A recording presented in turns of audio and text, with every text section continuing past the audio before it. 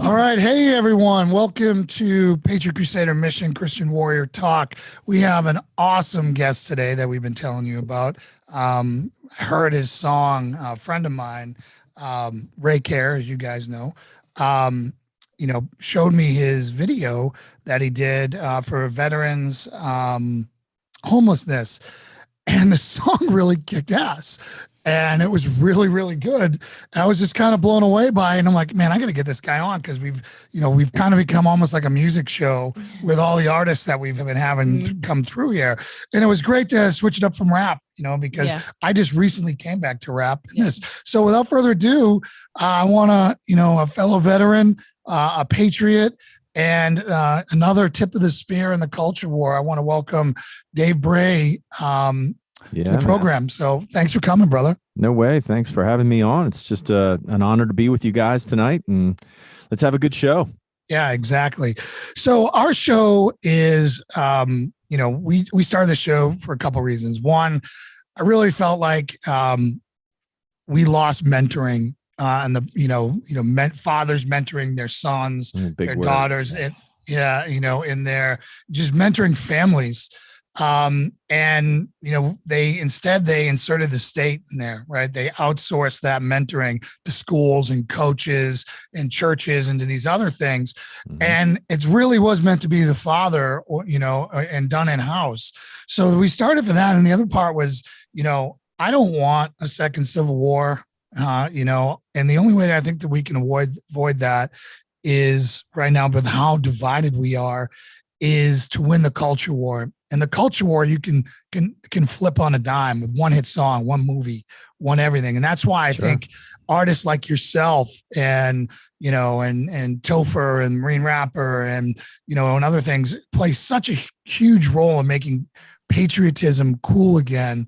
To making loving your country and highlighting, the sacrifice of, like, I watched your Last Shift or Last Call video, right. Extremely powerful, right? Like, I was a cop too. I was a Boston cop after I got out, and it's the hardest job in the world, man. Sure. Yeah. People ask me, was it hard to be a cop or a SEAL? And I say a cop 100% of the time, because I was hated. Everyone loves a team guy. I can't buy. Yeah, you can get away with that, but being a cop, especially in like Boston. Forget about it. You got it nailed. Gonna be a co-op out there. Yeah. I gotta what are you doing when you get out? Beers and water. I'm gonna be a co-op. Yeah, I'm gonna get beers. Go be a co-op. But no, it's tough. You're right. You're right. Is there? I don't know. It's a crazy time, because I think you brought up a fair point. That pop culture can flip at a moment's notice. We even saw Bill Maher yesterday sort of leaning heavily on some of the narrative that you hear more coming from right and conservative media, but there's such, for me, looking at what's happening out there, it's so blatantly obvious. Yeah. If you don't see it. It really makes me question how deeply destroyed it has our system and our education system and just us as a culture become. How deteriorated is it when the obvious truth is being completely looked beyond to find a completely different narrative as the truthhood? And that's the part I think that scares me the most about everything that's going on right now. Yeah. And what you're talking about is cognitive dissonance, right? We've had 70 years. So what happened, or where this kind of really accelerated, was in the 50s, you had church ladies teaching school, right? That's who was teaching school. And then the 60s and 70s hit, and flower power children started to come in. And that's when the socialist communist doctrine long game started. Now, some people will say it started before that, but that's where I think everyone can see, like, oh yeah, wait a minute. The Vietnam protests, all that stuff. And they've been doing it, unhindered for 70 years now. I mean, it makes us all really feel old right now, I know. But if you look at from the 50s to now, where that's what we're kind of looking at. And on top of that, you have the most comfortable society in history. Sure.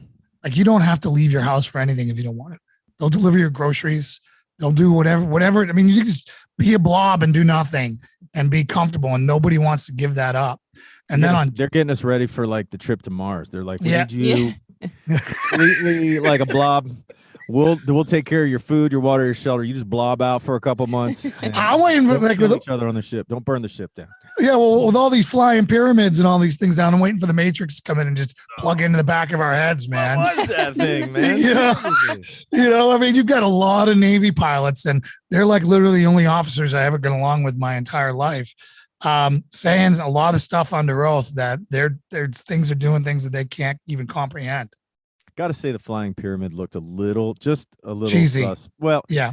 I mean, if you think about when I think about like the Pink Floyd prism and how things work with glass and moisture and light and rainbows, I got to just say that it's probably because it was blinking, right? That when I was a kid, if it was blinking, then it was not a UFO. But if it was up there, that was the big UFO test back in my day. I don't know what they're running. Yeah, exactly.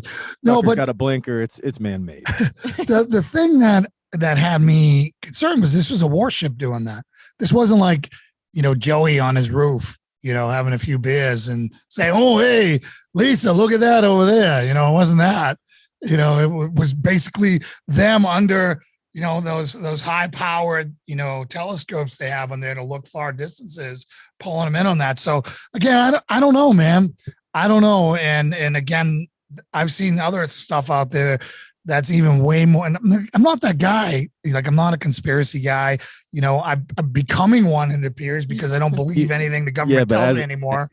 As a cop, I know you at least one time slowed down a Zabruta film and looked at the Kennedy assassination a few times and thought that guy in the front seat definitely took a 1911 out of his pocket. Right? That's exactly what happened. Jackie O pulled the snub nose out of the bushel of roses and was like, let's get out of here. Is that what happened? Watch it again now. You tell me where she doesn't have a snub nose in there. Yeah. So anyways, I want to shift to you now. The culture war and all that stuff, actually, let me frame it this way. The culture war, I want to use an example, and it's not like the best example, but it's one I just came up with the other day. Before Saving Private Ryan, no one really even thought about World War II vets, right? I mean, we're just like, wow, they went and they saved the world, but no one understood it or could grasp it until Saving Private Ryan came out. And that's what we're waiting for now, I think. After Saving Private Ryan came out, I remember I went and I had to go sit in the bathroom, and I was just like, holy smokes. Right. That opening scene just changed my entire. Here I am. I'm a SEAL at the time, and I'm just like, holy smokes, man. Like, these guys were 16, 17 years old, no training, and just throwing more men than they had bullets at them, Yeah. At a well-prepared army too, Yeah. A hardened, well-prepared army. Like, the Germans knew what they were doing, man. Those guys had already kicked everyone's butt, right? So, and then here we were green coming over there. And it just, that was a shift. And then from that point on, everybody loved World War II vets and respected them, and more monuments started popping up to them. And it was a cultural shift. So I think that right now we're just waiting for that moment now for that to be the cop or to be whatever, to make, if we could just make law enforcement cool, the good guys again in this crazy freaking world we live in right now, where upside down is right side up and water isn't wet. And I mean, it's just crazy, man. But that's my hope. And when I heard your song Better Man, the lyrics are so incredibly powerful. And the fact, the imagery in the video, the imagery in the video with the cross and, broke me down to make a better man, just over and over and over. It was just so touching. But before we dive too far into that, who is David Bray? Or do you go like David or Dave? It's just Dave. Yeah. Dave Bray USA on all the social media circus. Yeah. You got to kind of live up to you got to put the USA tag on. Yeah. Like you said, though, there's a little bit of a resurgence, I would say, happening towards trying to make patriotism things that we are trying to wrap culturally in because it's under attack. But I've been at this, like you said, since decades, you know what I mean? Just singing and songwriting and trying to express in many ways my faith and my love of country. And in some of the older stuff, it's hidden so far kind of back in that because it was a different time then. Yeah. But it was like, now when I was with Madison Rising, okay, so like that even started out as a political an attempt to be a political right-wing rock band, and I was like, I don't like that, man. Patriotism needs to be felt by both sides of the country in order for it to work. You can't have one side like claiming the rights to patriotism and the other side not seeing the same or feeling the same emotions towards their country. And I think that's where the issue is. We're so far divided on like the stupid stuff that we're forgetting about the umbrella that carries it all, the Constitution and freedom. So I bashed my head against the wall with these people that are fighting for their these illusions of social injustices that are, reaping havoc on our day-to-day life. There's no social injustice reaping havoc on anybody's day-to-day life. Okay. Let's just clear that up.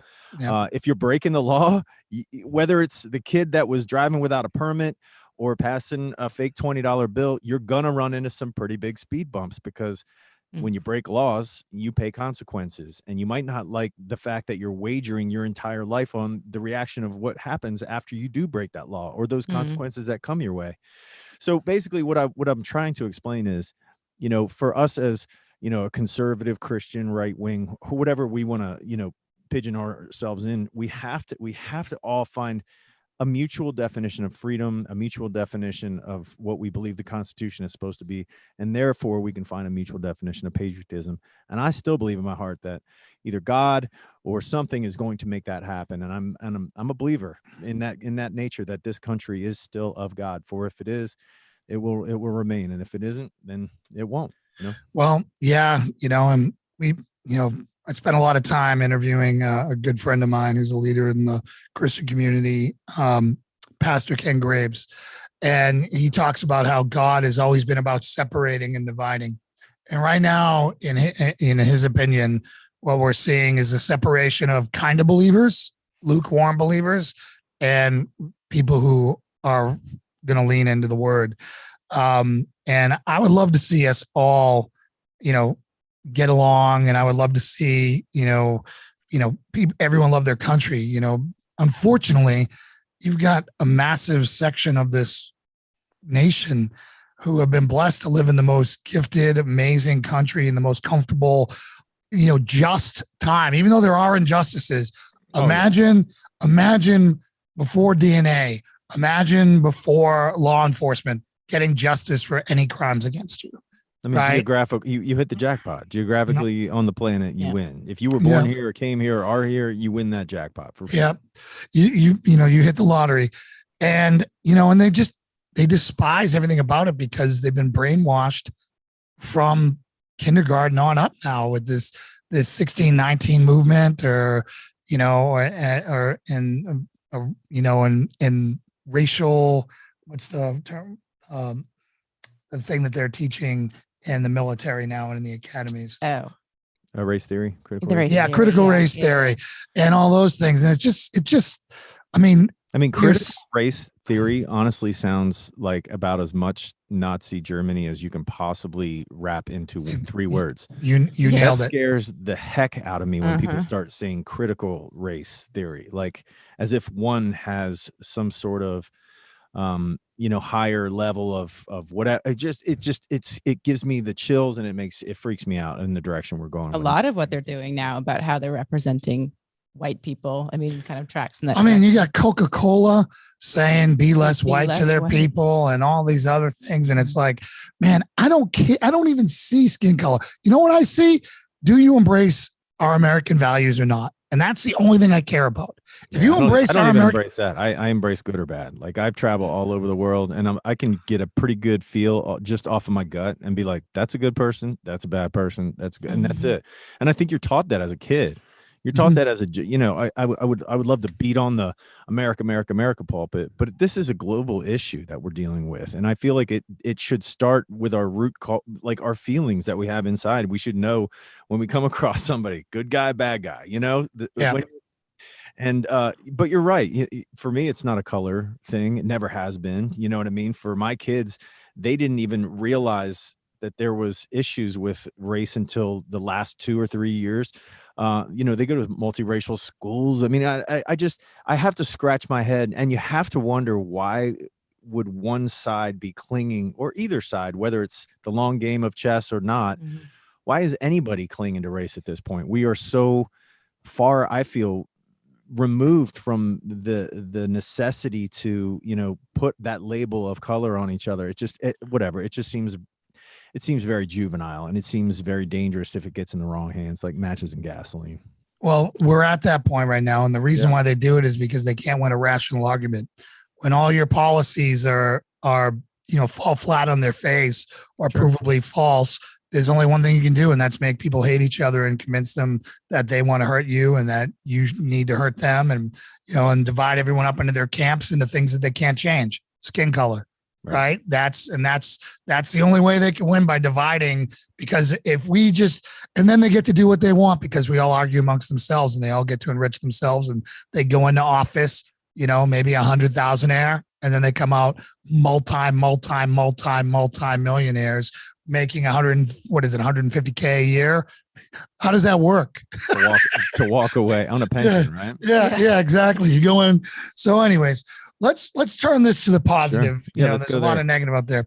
So tell me your story. Were you raised a Christian? I'm a small town American guy. You know what I mean? From?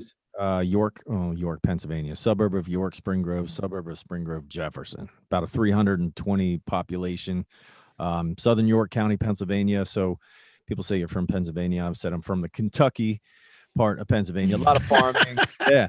But that's what we did as kids. We had paper routes. My first job was a paper route, 11 years old, hustling.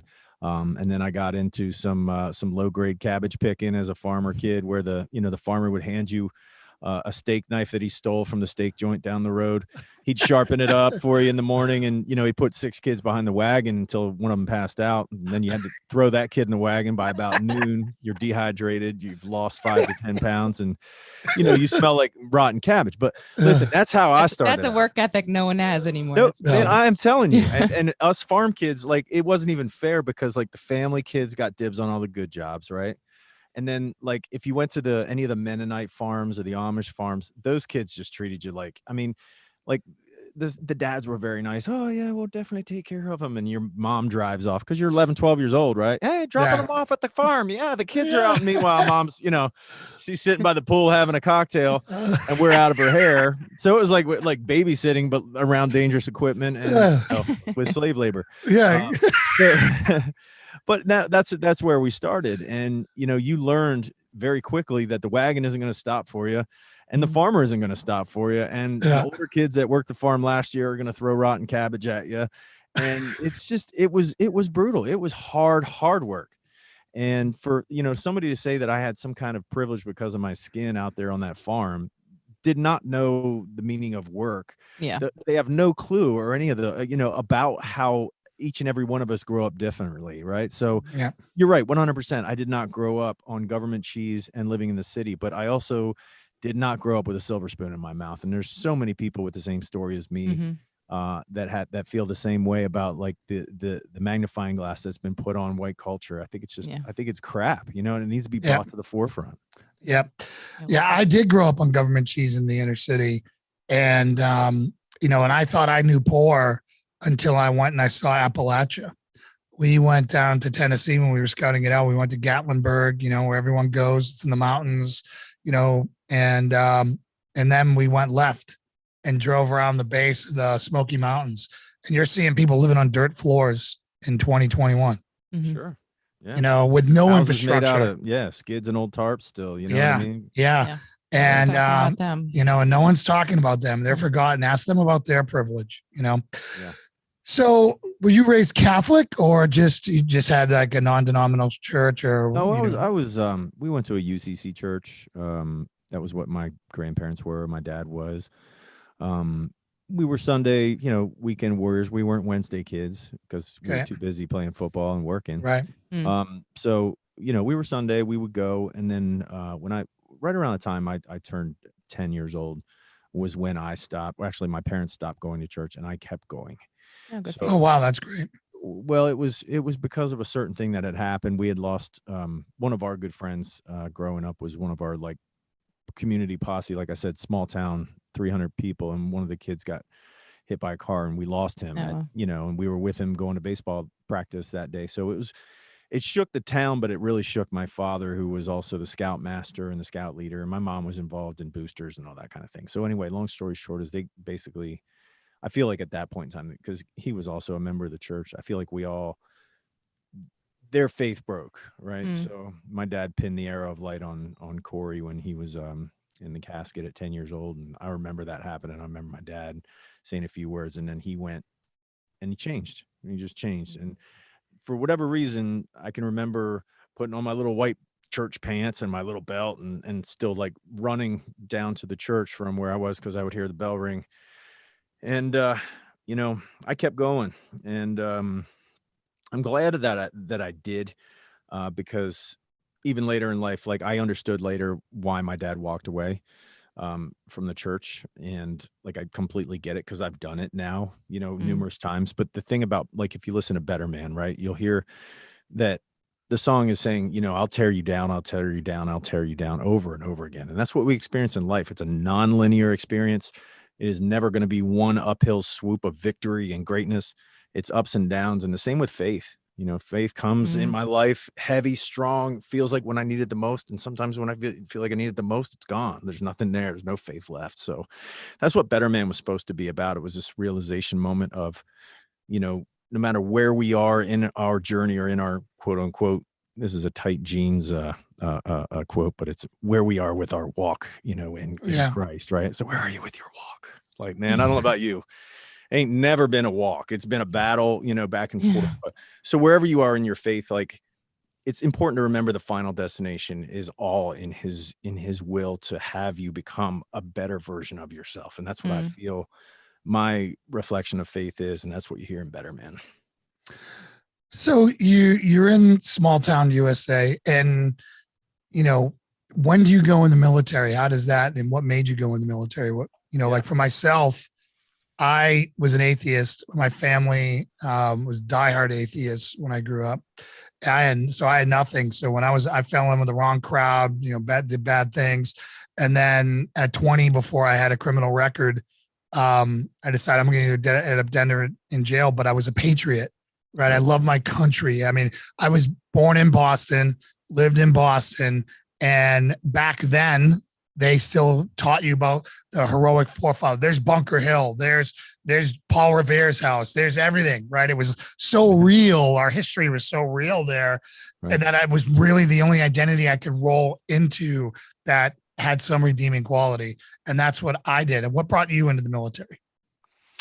So I come from a family of servicemen and women. You talk about World War I, World War II. World War II, like great uncle was a fighter pilot. World War I, I had another great, probably double great uncle, I would imagine, two greats, and he was in the Battle of Argonne Forest. And if I'm in front of my other screen, I always point to it, because I have his Purple Heart certificate, and it's Woodrow Wilson, that era. And I can remember going into my aunt's house, or my great aunt's house, and my grandmom's sister, and I was always intrigued by that. And I saw if you've never seen a World War I Purple Heart certificate, it really is stunning. It's a beautiful lithograph, and you see this World War I soldier down, and Columbia sort of has the knight, it almost looks like he's being knighted. You know what I mean? Mm-hmm. And I can remember just looking at it. When she died, I kept it. And it's in the original frame. And my dad was a Navy guy. He was enlisted Navy. He was agent for NSA. And then my brother also went into the Navy right before I did. But I chose to go in the Navy before he did. I wanted to be like you, man. I wanted to be a team guy. I wanted to be a SEAL.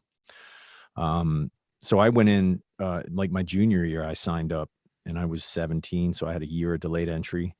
I wanted to make sure I got the 3 recruits so I could be. What year is this? This is 92, 93. Yeah. Okay. So we went in at the same time. 1992 is when I went in. Okay. So yeah, man, wanted to make sure I was highly motivated, super motivated, loved the idea of serving, loved the idea that I was leaving a world of nepotism and politics And at least I thought I was. It was more of an illusion. And then once I got to boot camp, it was almost like, man, this is my home. Well, you mean all I got to do? I was kind of Forrest Gumpy about it. You know what I mean? All I got to do is just make sure I put my gun together super good and fast and clean. This is my world right now. You know what I mean? Full whatever. Corners, nice you go, drill sergeant. You know? That was me.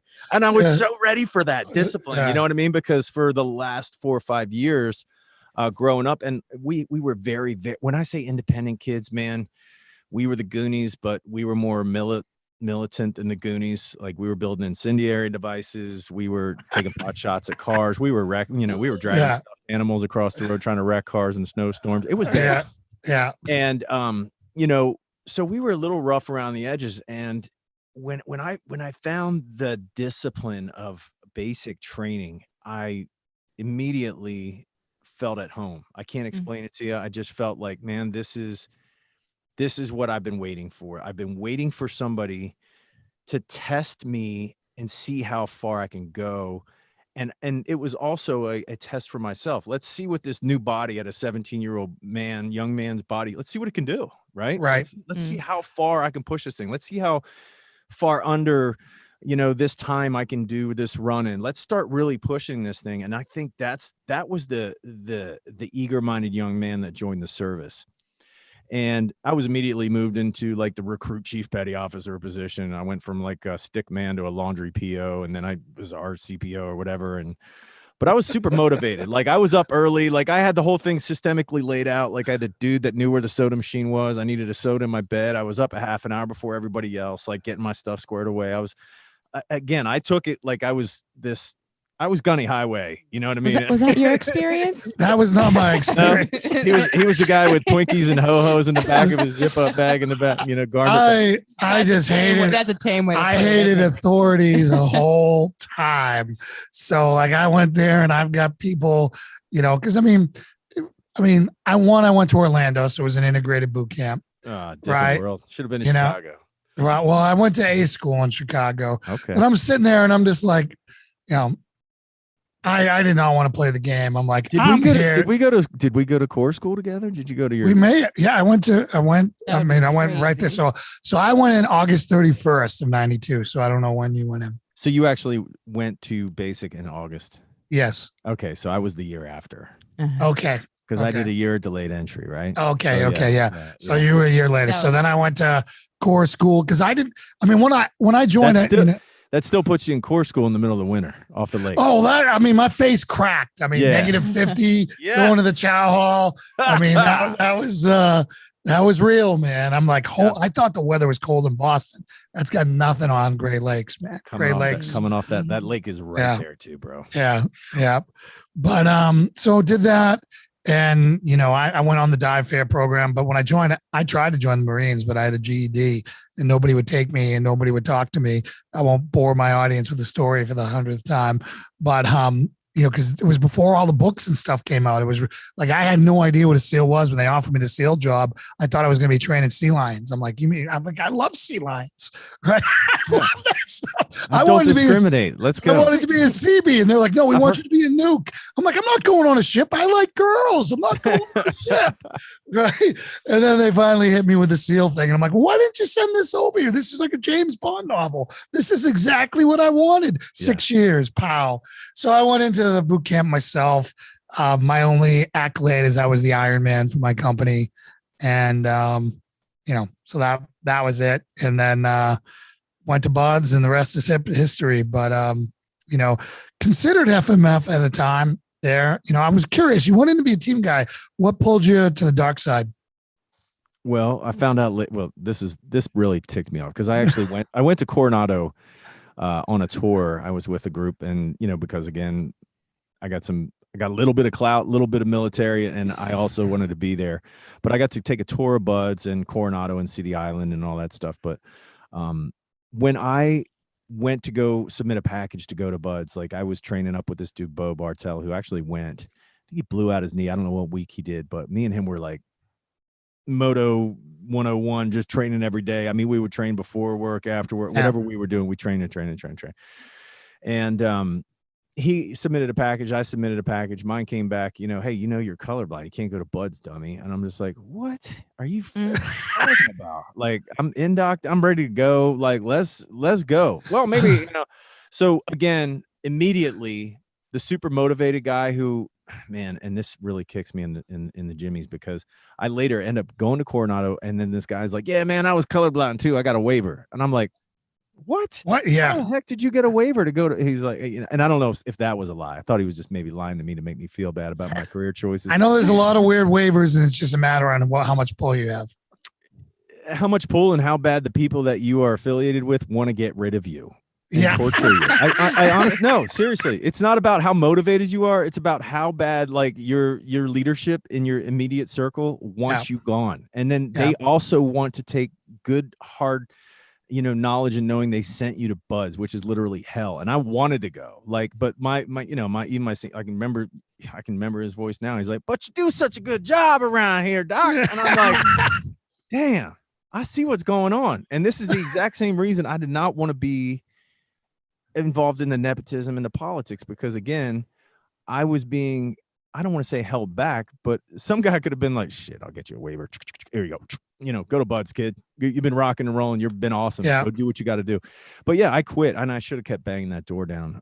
But again, I talk to my wife about this every once in a while, because I've recently, met a bunch of guys that are team guys from that era, and they've done the time in the sandbox and all that stuff. And they're like, she's like, Dave, you never know what that path would have taken you through. You never know if you would have, done that entire service, or if I mean, she's like, you certainly wouldn't have met me. You certainly wouldn't have these two. Yeah, man, you can't go down that rabbit hole. You know what I mean? You just can't. Right. So it was one of those things where, so I wanted to be high speed, low drag. And then I ended up sort of switching gears, and I got a real bad attitude about working at a hospital and like helping out the captain at the hospital. I was like his handmaiden and like typing up his letters. I'm like, I didn't sign up for this. Right. So I started getting a little wild. Was this Balboa you were at, or where were you at? No, this is Naval Hospital, Charleston. Okay. Yeah. So first duty station out of A school. So I ended up, he's like, you've been hanging out at the ER. I was like, well, yeah, I've been helping out on Fridays and stuff like that. I know, a buddy of mine, there was actually a chick down there I was chasing, but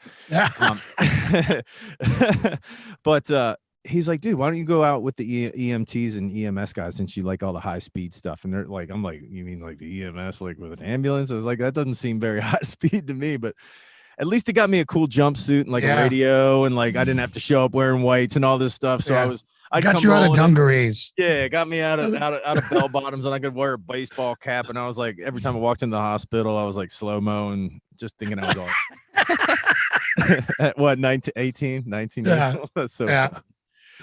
But anyway, a lot of the EMT guys were FMF dudes, and they were just like, man, because it didn't matter what we were doing. I was always training. I would just either I'm gonna be like, hey man, I'm gonna go run, or I'm gonna hit the gym, or I'm gonna swim, or I'm gonna do whatever. And they were like, dude, you would love going with the Marines, man. You belong there, right? And I was just like, okay, cool. So again, I submitted to leave that duty station earlier, and then they put me with to go to the Field Medical Training Battalion, FMSS at my time, and then I graduated out of there. I was top dog out of that class, so like highest academic, highest physical, and all that stuff. So I just leaving there, everybody graduated from that school, and people took like a week's lib and all that stuff. And I showed up 20 minutes later to my battalion aid station. I threw my orders down. I was like, hey man, I'm here. What do you got for me? He's like, dude, you the top dog guy? I was like, yeah. He's like, you're going with the sniper teams. I'm like, where are they at? Let's go. Give me something to do. I was just anything but, anything but the norm. So I found home with those dudes. They all liked metal and drank cheap beer, and I was happy. You know what I mean? Yeah. That was our world. We didn't have to muster with the Navy anymore. So yeah. So big question. Did you go Marine regs or Navy regs? Did you keep your hair? Oh no, dude. Yeah, man. I had the Corman flop, dude. It was like longer than what I have now, man. But yeah, just put it all up in the hat. Yeah. Still says U.S. Navy on them camis, bro. Oh yeah, I had a feeling that you might have kept your long hair. So how many years did you end up doing? So I just did 4. We did the workup to go on the MEU, and I was with the 22nd MEU. We went over We got to like Spain, loaded up on some fruits and veggies, and then they put us in Africa. We were in Western Africa for Monrovia, Liberia, when all that was popping off, and Operation Assured Response. So this is what gets me, man.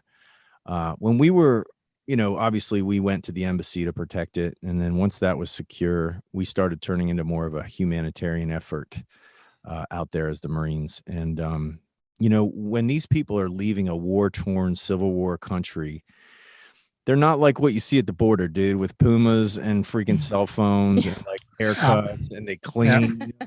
That's not what it looks like. Like they're true refugees. Yeah, these were refugees. Yeah. Like these people with nothing. Hadn't eaten for days. Had lost arms just due to the whole deal, and like their dressings were rotten, their feet were rotten, they were unclothed, some of them. And what I see, again, I'm not getting political, but what I see coming across the border are people who don't want to take care of their kids and like, hey man, I want to spend the night in America. Is that cool? Like, cool. Yeah, exactly. I'm going to go up there. We're just going to go. Yeah. No. We're going to go. Like, how can a girl walk from, 10,000 miles and be 400 pounds? Give me a break. Like, how does that happen? Yeah. I mean, it's such a scam. And the coordinated pictures with all of their Biden t-shirts and all of this stuff. So someone's funding it. So you do your 4, you get out, and then what are you going to do?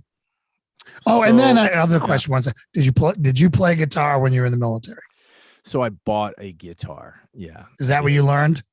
Well, it was my buddy. He was a South Carolina picker, and he's like, dude, you sing real good, man. You got to get a guitar. And I was like, man, I cannot play a guitar. I told you, I'm out.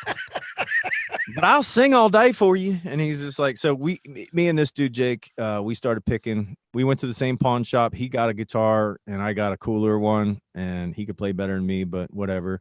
And we just started, we started learning some Johnny Cash and some cheesy tunes and just singing and playing. And, but before that, like I had found music while I was in high school. We had a little garage rock kind of band going on. It was the Metallica, Pearl Jam, Nirvana band. I don't know if you ever heard of us, but yeah, with that band.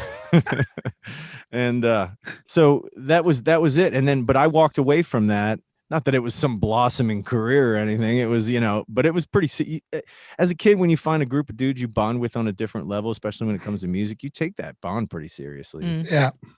So it was one of those things that they would send me tracks, and I was starting to write music even when I was, overseas and that kind of thing. And as soon as I got back, they're like, by this time the nepotism was over. I could tell stories about just how I felt like I got screwed. It was just the Navy. I didn't know that's the way it was.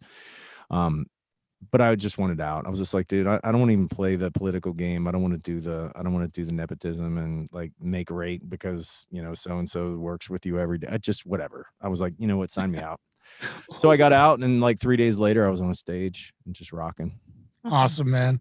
It's so funny to me, all these military guys who get out and write books on leadership when they literally only are in power because they have the ability to throw you in jail, right? They can take away your freedom. They can execute you as a traitor. They're positional authority 101. You're starting to sound like a cop there, just to let you know. It's just absolutely infuriating. Like they wouldn't know the first thing about leadership. And, that's one thing I thought the cops did right is everyone starts the same rank and then they promote. Now there's nepotism and corruption and all that stuff there, but the same thing. I mean, look at what our Pentagon now, which is 100% trash. Look at all the stuff that's going on with the deep state and, all the corruption in the ranks with generals and admirals and everything else. At least with the cops, you promoted off of merit around you, and guys who had that potential. It wasn't, hey, you went and like played the game for 4 years in school. Here's your piece of paper. You're now going to tell guys who've got 13 deployments what to do. Yeah. You know what I'm saying? I mean, how many guys had to die for that?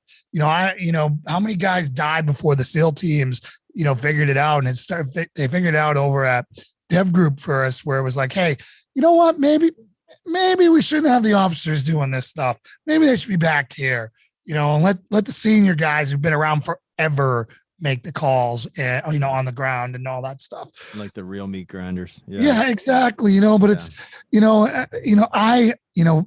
I always looked at, like as a corpsman, I went to 18 Delta, the joint military. I did that. The one in Benning, or is it Bragg? Yeah. The Goat school. Labs. All right. Yep. So, and I was just always amazed at how bad they treated each other. Right. I watch Army guys just crap all over each other and what they perceive to be leadership. And I'm like, no wonder why these guys are all miserable. Wonder why. Because there's no brotherhood. There was like no brotherhood. It was, I have one little stripe on my uniform, or I'm one more day senior than you, so I'm going to make you pick up cigarette butts. And that's instead Delta, of, hey, that's Delta Force, right? Green Beret. Yeah, Green Berets. Yeah, like talking to each other like that. Yeah. It's like, are you freaking kidding me, man? Yeah. So anyway, so it was like Green Beret guys who were in the Green Beret pipeline, and advanced medics from the Air Force and all that stuff. And I got along with the Air Force guys because they treated each other normal, like we did. Like rank in the military, in the teams, really doesn't matter all that much to a point. And then it just got shattered. Now it's just this, like, one of the most maddening things I've ever seen was one day where we get called to go into the talk to which is where all the bosses are, where they run operations out of, right? And we're like thinking, oh, this is going to be a great mission, because in order to get there, we got to drive down the most dangerous streets, where, IEDs are going off all the time. So you're dragging everyone there. It's got to be for something, because you're putting everybody at risk to do this. No, we just want to inspect haircuts. And I'm just like, what? I am done with this, man. I am done with this. I can't, I just can't even fathom that stupidity. You know what I'm saying? And that lack of self-awareness for that. I think that's what I was catching a whiff of that while I was in there. I was like, you know what? This might not be for me. Again, like the place I felt the most at home were at the high stress schools. You know what I mean? Yeah. Like doing the training where everybody was really legitimately smacked down to level 0 and just had to work your ass off to shine in those circumstances. And that's why I think I felt better there. I felt more at home. Yeah. So I just loved being miserable with a good set of guys. Yeah. You're always going to find a way to laugh. There's you know what I'm saying? Right. Yeah. And that's why guys who could play guitar were a treasure. If you had a guy who could play guitar, it didn't matter if he could sing, just sit over there and play guitar. Just play guitar. That's all you got to do. Just sit there and play guitar and give us some jams, man. Just sit around the fire, watching caveman TV. Just great stuff, man. So let's get into I could talk to you forever because you're so fun to talk to. Let's talk about your song Better Man, your video Better Man. Sure. If we have more time, I'd play it from the front to back again, the whole way through, because it's such a great tune. One, where can everyone find and support you? So I want to make sure that everybody's on right now. How can we best help you? So obviously if you go to davebrayusa.com, the mission is, again, I always say my music is music on a mission. That was the name of the album. So Music on a Mission is also our ministry. And I think, like you guys, that we are also seeing a resurgency in faith. I'm praying for a revival. I hope it's a social media rat. I want a social media rapper that comes and just wipes out half of the good people. Either that or the good people are just like, we're out of here. One of the two. But again, Music on a Mission is our ministry. And if people want to support, they can go to davebrayusa.com and check out, the typical stuff. It's all the swag except for, I print all my own t-shirts by myself. Like I have my own little print shop in my garage. Awesome. And I've been doing that for 10 years. And, I've actually printed some shirts for some other guys and some other, organizations as well. So they can support that way. Just know what you're getting is handmade. I'm doing it myself. Yeah. So, if you have any issues, just feel free to pick up the phone and be like, Dave, this daggone flag on my sleeves jacked up. Send me another one. I'm not going to send you a new shirt. I'll send you a new sleeve. You can unsew that one and send the right one.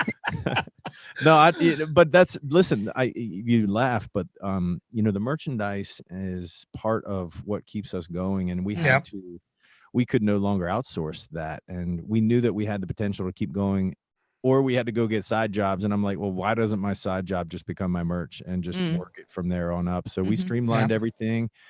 And again, I'm a father of 2 boys. The suckers are eating me out of house and home. How old are they? Yeah. I'm talking to you. Yes. Yeah. Like, yeah, but yeah, no, they are 10 and 12, and man, I'll tell you what, dude, I can hear them growing at night. It's scary. Like I wake up in the morning, or I'll be up early and I'll see something out of the corner of my eye. I'm like, who the hell was that? And it's my oldest, and he's just so we're getting there. We're getting there. But so long story short, if people want to support Dave Bray, it's DaveBrayUSA.com. Awesome.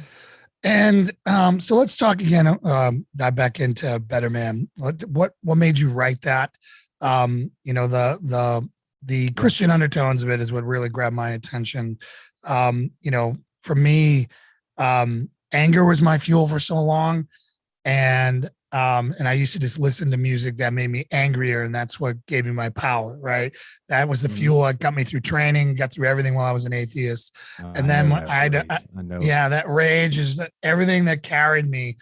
And then I became saved, and I became spirit-filled, and all that anger went away, and I had no fuel source. And it took me a while to figure out, like, I go in the gym and I put on all this music. I'd have to skip, because all of them were anti-God or anti-America, or telling me, like, Rage Against the Machine. How can you listen to Rage Against the Machine and love America? I mean, every other verse is how bad and evil we are, you know? And I'm like, man, this is terrible. So finding guys like you and finding music that is in line with my beliefs is so important to me. And country music, when I read this book right here, and I share it to everyone. I don't have enough faith to be an atheist. And I was a scientist, right? I beat up every Christian I could ever find with my logic and with my science. And that book alone took me from atheist to agnostic. And then I'm like, okay, I'm going to check out Christianity, because the guy who wrote it was a Christian, and he was making a really compelling argument. And it was also helpful for Lauren.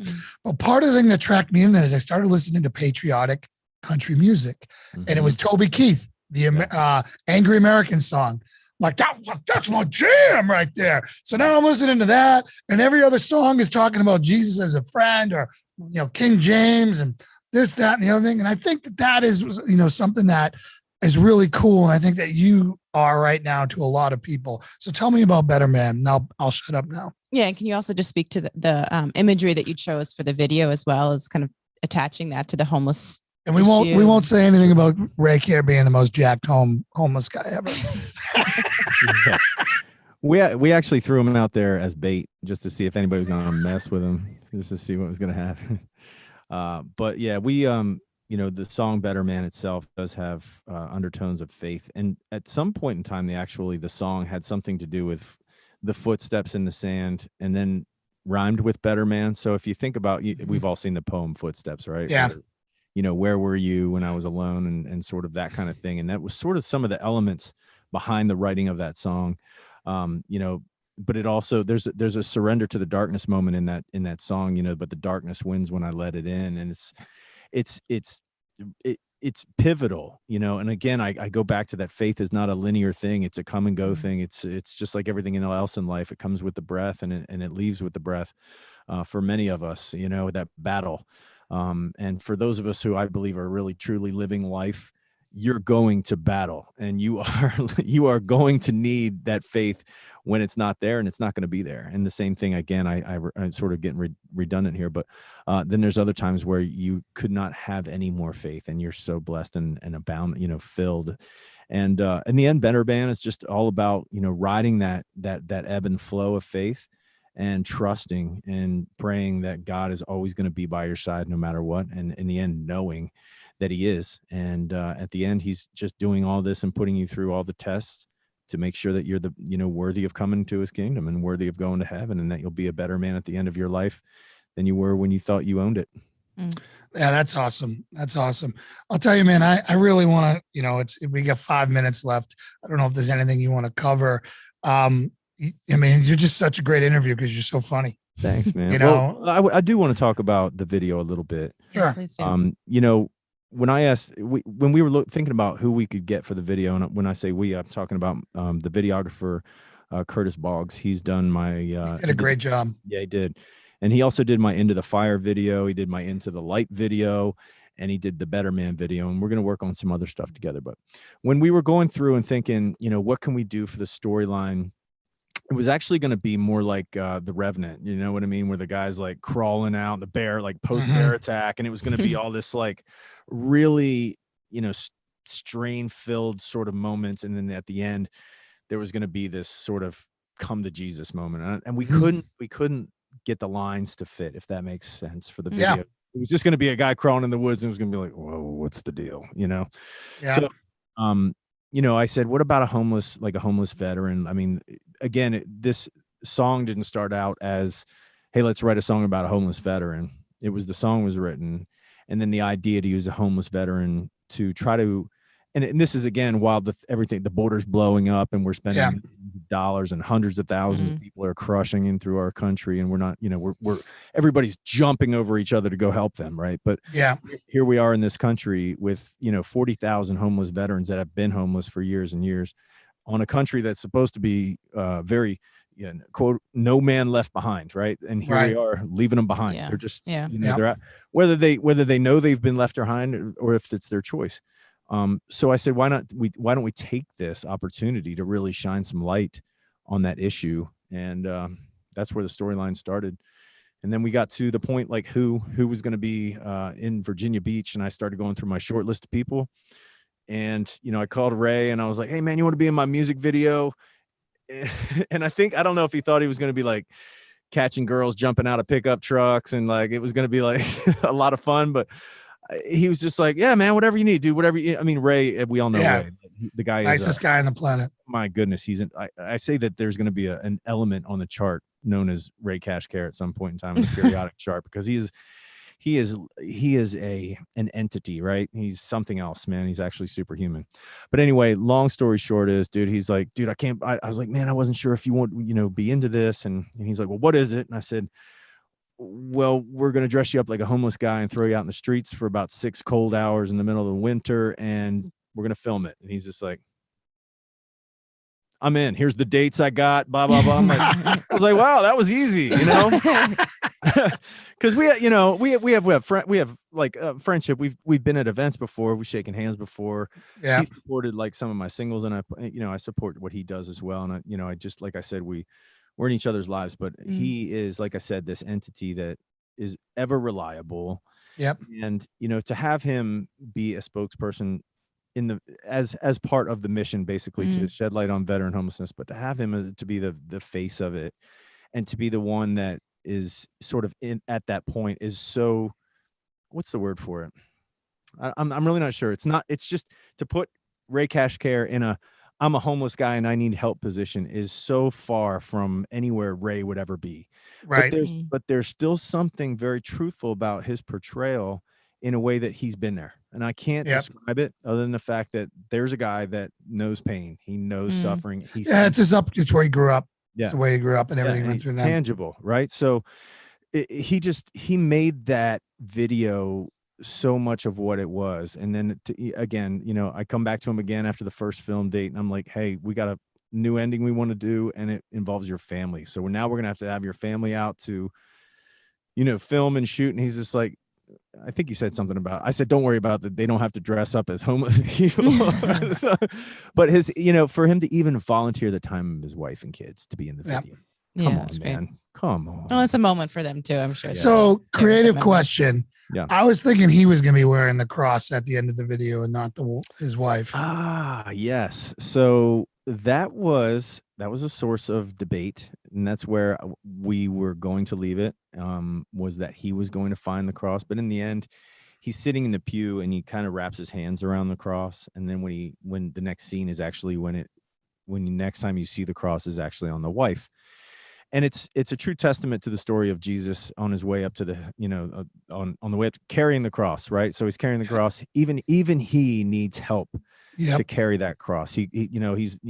Simon was not he was not given, he was ordered to help carry the cross, but even the Son of God, my gosh, needed help to carry the cross. And if there was ever a conversation that I want to hear from the Bible stories, it's the one of where Jesus is here and Simon's face is right here. And what is he saying to him right there? Yeah.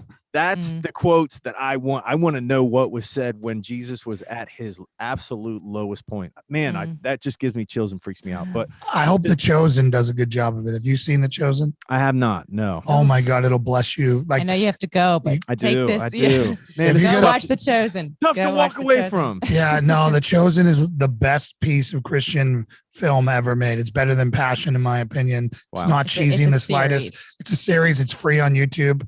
Go watch season 1, and it'll change your relationship with Jesus, brother. It's amazing. Right now. Hey, Dave Bray, thank you so much. Thank you for being the tip of the spear, and for fighting in the culture war like you do. Thank you for all you have done. And anytime you want to come back, you had a blast hanging out. Dude, yeah, it went too quick. I wish I had some more time for you guys tonight. I hope I can get, I got some other singles coming out, and awesome. I'll have to circle back. Anytime. Yeah. Anytime you shoot it over, you come on over. We do this all the time. Yeah, there you go. Forever a ruined saying. Have a good one, my friend. We're going to stay on. The rest of you guys, we're going to stay on and talk and debrief. Thank you so much. Have a great night. Have a great one. God bless you, brother. Bye. So what a great time. Yeah, that's awesome. You guys had a. I mean, he was so funny. Kumbaya there. Yeah. I mean, well, he's so funny, man. So are there any questions or anything that we had to get from the chat? I mean, there's a lot of chat going on here. Yeah, I mean, just several comments, enjoying the interview and kind of enjoying your banter. And then not related to the interview, Edward is wondering if there's going to be any discussion about Frank's speech.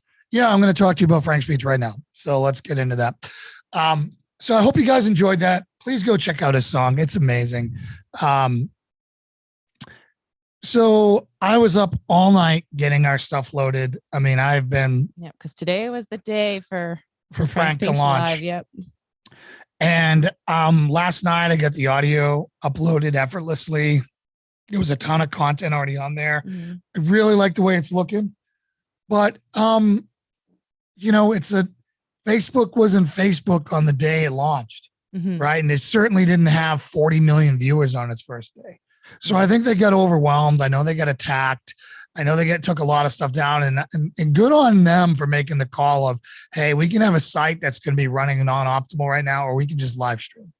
Yeah, I know that I remember him commenting in interviews kind of building up to the launch that he was going to be doing live streams and stuff. But they probably weren't expecting to have to do it as the sole content. So I think, yes, they did a great job of filling that time of keeping people entertained. And I know that the people who want that platform they'll forgive what happened today, especially a lot of it was out of their control with it being attacked, and things happen when you get overloaded with interest like they did. So it's a blessing that they got that amount of interest. And hopefully, I'm sure they're scrambling to get things back up in line. So if we get any updates as far as when people will be able to go make their accounts and stuff, we'll post it on our accounts for you to be able to hop over there. But certainly stay tuned on that and drive forward with your support for it, because they'll need it. Yeah, I'll close out the show, Terry, with Better Man, so you can hear it if you want. So yeah, I mean, I went and then I uploaded the first episode of the Hope Report, which I did with my my co-host Melissa Hooray, and it was great. It's got a lot of great reviews already. A lot of people seen it, and and it's over on Frank, and now I put it up on YouTube. You can go check it out at the Hope Report. Lauren, can you drop that link in there? We need subscribers over there. Yeah, we're really low on subscriptions right now, but the Hope Report over on Frank is going to be basically good news. It's going to be testimonies, and it's going to be, everybody who's doing everything right and overcoming challenges. That's what that whole show is going to be about. PCM is going to stay what PCM is. PCM is going to be on Frank. I've already got the show set up over there. And once I can pull most of you over there, I'll be able to be unfiltered and say whatever the heck we want.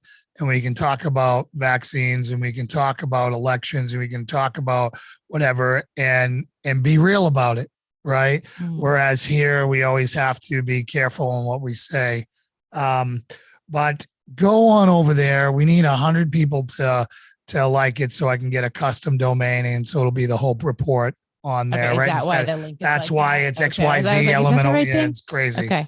So, so we need 100 people to like it, and I hope we can get there soon. No but what a great time doing that show. It's great to do a different show. It's 100% faith-based. Yeah. It's not tactical. It's not any of that stuff. It's just people sharing what they've been through, and how God has impacted their lives. And then, giving tips on how to overcome challenges, so his co-host's, background is as an addiction counselor and educator. So she's going to be providing resources to help people, kind of more tangible resources to help people in that circumstance. But it's not all about addiction. Although, so it's about struggles, it's associated with Lindell Recovery Network. And they do addictions of all types, not just kind of your typical booze, drugs, whatever. Yeah. Whether it be, she mentioned shopping, she gets people contacting them all the time. I'm like, well, I have an addiction food, in this. Eating disorders, to food, to porn, to, sex, the whole thing. Yeah. So again, it's basically meant to be, that show is meant to be the good news that you can overcome anything. Just put God at the center of your life and you can overcome everything. Yeah. And so, excited to do that. But my primary passion is always going to be PCM. Same. Yeah. So keep that on the DL. I got to teach you guys how. Yeah. Well, no, I just, I'm happy to execute their vision. Of course, it's and and all that, but I want to make warriors, man. That's what we're here for: Christian warriors and mentors that can go out there and be force multipliers, and create more warriors where they're at, so we can slowly take this country back from the edge of insanity. Yeah. Super excited to be moving this week. Of course, the VA, meaning the Veterans Administration. I mean, I just want to ask a question. Can anyone name one thing? Actually, I can name one. I've came up with one. One thing that the federal government does better than anyone else. Waste money would be the one thing. Yeah. Other than that, they don't do anything well. Waste money, waste time. So they are holding up this whole process with their appraisal. VA loan. The appraisal apparently happened on the 6th, although they didn't tell us. And they were supposed to have the report in no later than this past Friday, and they missed the deadline. So everyone's like, where's our appraisal? Yeah, it's not like we don't have tens of thousands and hundreds of thousands of dollars tied up in this between moving, supplies, packers, things scheduled, and the VA guy can't do his paperwork. I mean, he walks around, takes some pictures. And like, come on, it's not rocket science. We just had this done here. Yeah. So we're praying that will come through tomorrow, because kind of things are on. We're moving forward like everything's okay, but this would have the potential of screwing up our timeline. And we're going to be homeless in Johnson City, Tennessee here pretty soon if it doesn't work out. A week from tomorrow. A week from tomorrow is our last day that we can be here. But we're trying to get out of here by Saturday, because I've got high speed internet being installed Saturday morning. I'm so pumped for that. Get off this ghetto internet. Having to upload all this stuff to Frank's speech yesterday. Yeah, well, I get uploaded to Frank now. I get uploaded to Gab. I get uploaded to Instagram. I get uploaded to Facebook. I get uploaded to, the live streaming stuff's easy because I can all upload it to Restream, which is a product we use, and it sends it everywhere, right? The problem is we can't do live on Frank yet for another month. So I have to individually upload these things. Yeah. And it'll be there soon. Yeah. Be there soon. So some things that we've got coming up. So we are, loading the trucks on Thursday and hopefully out of here on Friday or Saturday. Lauren is fighting me on this. I don't know why, guys. I'm just the realist of the two. So I think it's going to be Saturday, Sunday. We'll see. No later than Saturday. You heard it here. Trust me, I would love to get to our 44 acres. If we're allowed in. Yeah, if we're allowed in, that's the key. So for a Friday night if we're still here, we will do a Friday night episode. We might have a slightly different set. It might be packed up. Yeah, it might be packed up and you might be getting like around the fire. We might be able to do something like that. The other thing is I had an amazing interview with Jonathan Hickory, who's a cop who had a crisis of faith, fell away, found Jesus, and he was suicidal and alcoholic. His whole life was circling the drain, and he's got a book called Break Every Chain, which is a great book, and it's been made into a movie that's going to be coming out in July. Yeah, I think still limited. I mean, I think they're doing select theaters kind of thing. So they're pushing to try to get it into theaters nationwide. But his testimony is very compelling, and I think that's one I'm going to share. Yeah. So maybe we could, cue that up and upload that. Yeah, that'd be great. So, again, I miss hanging out with you guys, and I don't know if I crave our Friday nights with them. So, I won't be the same without all the strength and honors. Yeah, that's what the whole point of Friday night is. Exactly. And we'll be celebrating the end of a move. Hopefully. Or by Friday. Moving out. The next one, we certainly will. Yeah. So it'll be awesome. And then I can start doing live streams and showing people the 44 acres of awesomeness. Yeah. Stay tuned. Yeah. We won't try to rub it in too much. And remember, you're always welcome. You're always welcome to come visit the Scout moving there. Yeah. We want more Patriot Crusaders there. More of us are there to lock shields with, the better it'll be, in my opinion. So we're not trying to hog this place to ourselves. Come on down, join the community. Let's support one another and invest in each other's lives. So I think that's good enough. I think, we've been going at it for an hour and 13 minutes now. Hope you guys enjoyed this. You said you were going to play. Yeah, I'm going to play the song out and then stick around and we'll pray it out. So here is Better Man by Dave Bray. A song out there I don't know of a song out there better than that. He's got a great voice. I mean, why that song isn't top? Why isn't the top of at least the Christian charts? I can't even fathom. I mean, yeah, certainly for the Christian ones. Yeah, I don't know. Like we got to get that in somebody's hands. Yeah, because he's got a great, rich voice. Mm-hmm. He's a great story, funny guy. And that song is beautiful. Hopefully it makes it. I think everyone, if you guys can all do your part and support, I think that'll go a long way. I'm going to get that in Ken Graves' hands. See what happens. Perfect. I think Ken will really enjoy it for Calvary Chapel. Yeah. But what a great interview. What a great time tonight. I'm going to go ahead and pray us out. Thank you so much for joining us tonight. Dear Heavenly Father, Lord, we come to you now so grateful for all the blessings we have. Lord, we ask that you continue to bless all of us and everyone who is watching this or will watch it. I ask that you send your Holy Spirit to each and every one out there and meet them where they're at, Lord, and draw them deeper into you. Use them, Lord, in your master plan. And I would pray that they would surrender to your will and not their own. I pray all these things in Jesus' name. Amen. Amen. All right. Good night, everyone. Love you. Bye. Good night. Thanks for joining us, guys.